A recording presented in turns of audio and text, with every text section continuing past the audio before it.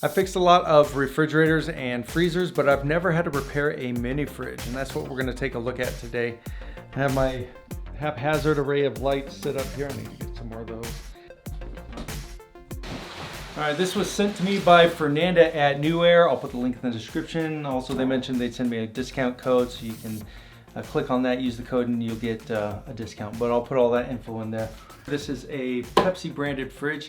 Has an old-timey Pepsi logo on it. Back in the, I don't know, late 30s, early 50s, late 30s to early 50s, they ran a comic strip called Pepsi and Pete. And they were cops.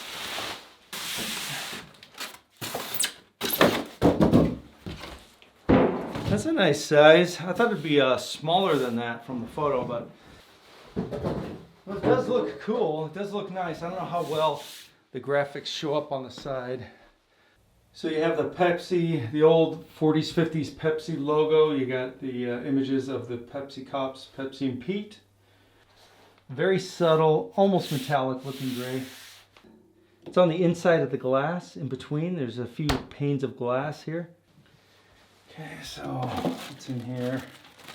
See if this tells us anything I wouldn't already know. Before plugging it in and turning it on, blah, blah, blah. If fridge is turned off or has lost power, wait 3 to 5 minutes before restarting the unit. If you attempt to restart before this time delay, the refrigerator will not start. Interesting.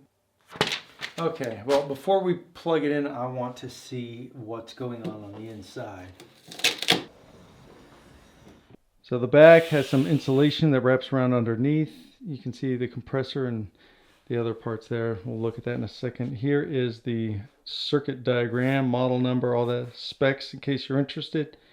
This is like a regular fridge, and it can drain and need to get rid of some water. So that's what this tray is for. It goes right up under there. And if the defrost kicks on and the water comes out, it needs to go into this tray. It fills up however high, but the heat of this compressor, this thing generates heat, will help evaporate the water. So you usually don't have to ever empty those trays. A lot of times when a fridge or freezer won't run, it's usually this little start here. It's got this wire clip that comes off, and you can buy replacements of these. So this part here is the part that would go bad first, but they usually don't. But if there was a problem, this wouldn't turn on. This is what you would check. There's really no other parts down here. I'm curious to see how loud this thing is when it runs. I mean, this would be great for an office or something, but like a commercial office, but I don't know that I want it in my home office if it's loud.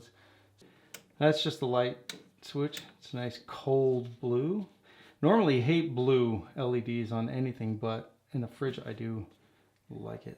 It's on 0, so if we turn this, it should turn on. There it goes. That's really quiet.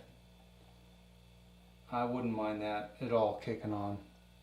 I don't know if you can hear the compressor, but it's not obnoxious.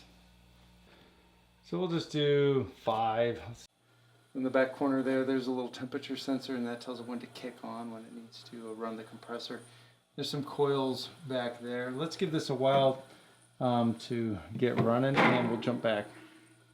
It's been running for a few minutes now, and yeah, that's ice cold back there.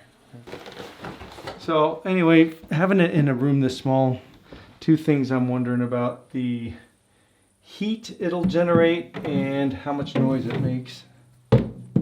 Actually, in the winter, I don't mind if it generates heat because it gets freezing down in here.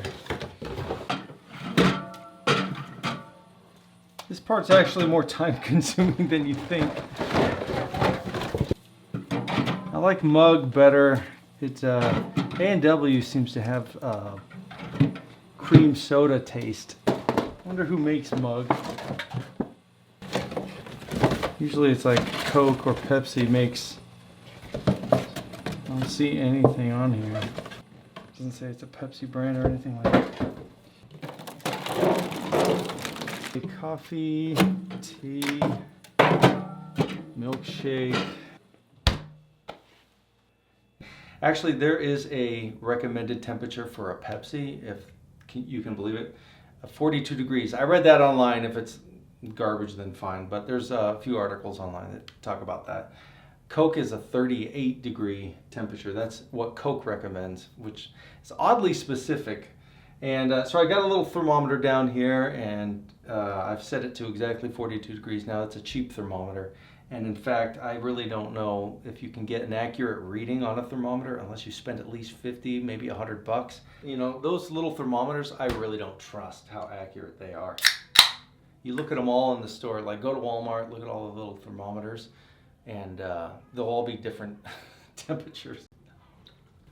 Anyway, that's it. If you have any questions, let me know. And I will see you next time. We got a few more product reviews. Endoscope, a little camera that you can look at things in holes through on your phone. Another security camera system. This time it's a lot less expensive than the Lorix one that we did a while back. And then PVC glue, a new way to glue sprinkler pipes. Anyway, I will see you guys soon. Thanks for watching and have an awesome day. Take care.